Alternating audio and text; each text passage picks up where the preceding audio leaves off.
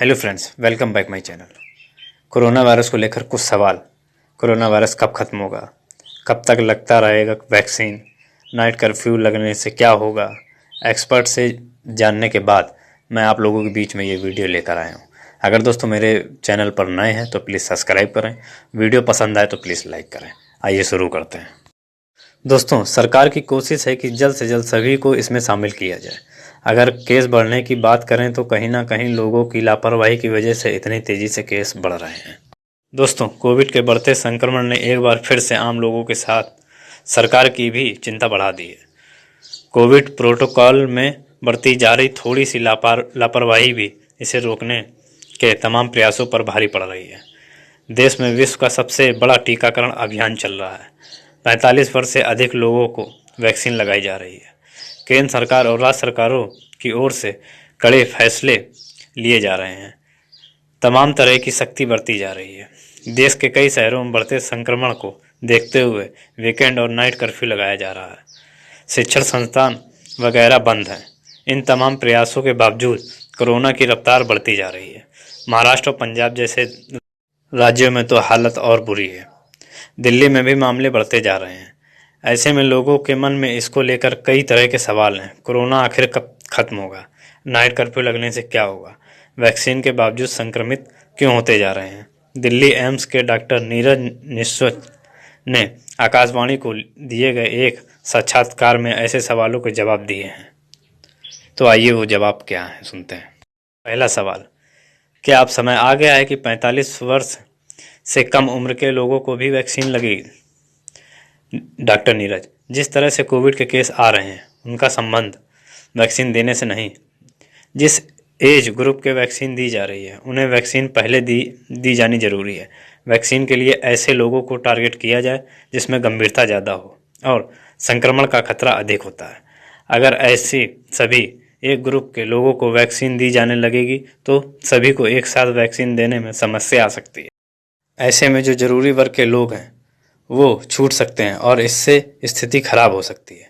इसलिए एक एक चरण के आधार पर लोगों तक वैक्सीन पहुंचाई जा रही है।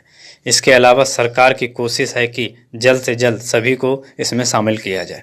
अगर केस बढ़ने की बात करें तो कहीं ना कहीं लोगों की लापरवाही भी वजह है।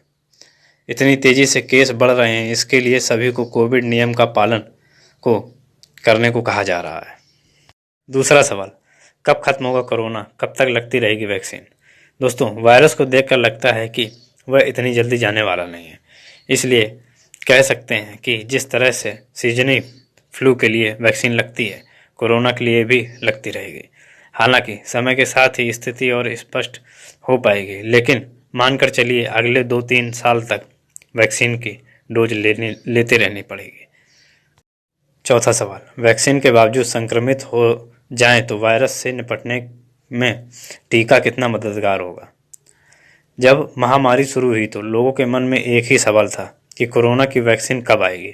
जब वैक्सीन आ गई तब देश में केस भी कम हो गए थे और इस वजह से लोगों के मन में बीमारी को लेकर जो डर था वो कम हो गया था। लेकिन अब जैसे जैसे केस बढ़ते जा रहे हैं, लोगों को यह समझना होगा कि वैक्सीन जान बचा सकती है। इसलिए वायरस से डरें, वैक्सीन से नहीं। वैक्सीन लगने के बाद भी अगर आप संक्रमित होते हैं तो वहाँ आपको वेंटिलेटर पर जाने वाली स्थिति से बचाएगा।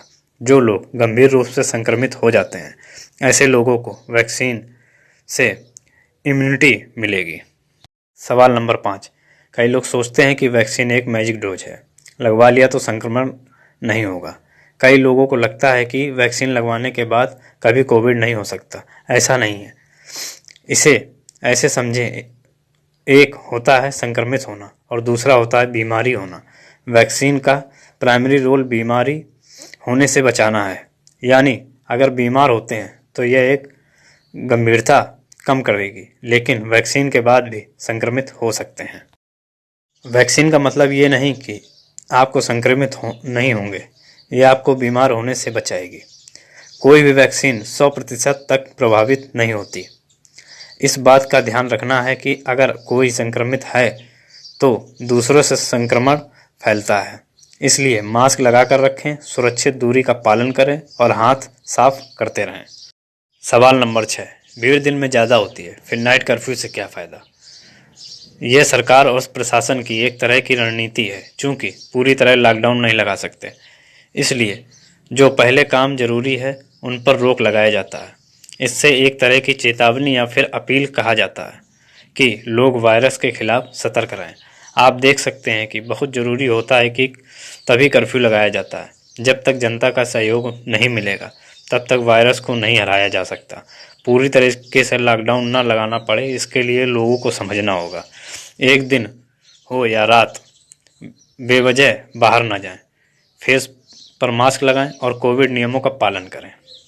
तो दोस्तों, कोरोना वायरस से खुद को बचाएं और सुरक्षित रह के अपने परिवार को भी बचाएं। तो सफाई का ध्यान रखें, अपने हाथ बार बार धोते रहें, सैनिटाइज़र का इस्तेमाल करें और खुद सुरक्षित रहें और अपने परिवार को भी सुरक्षित रखें। तो दोस्तों, अगर वीडियो अच्छा लगा हो तो प्लीज़ लाइक करें।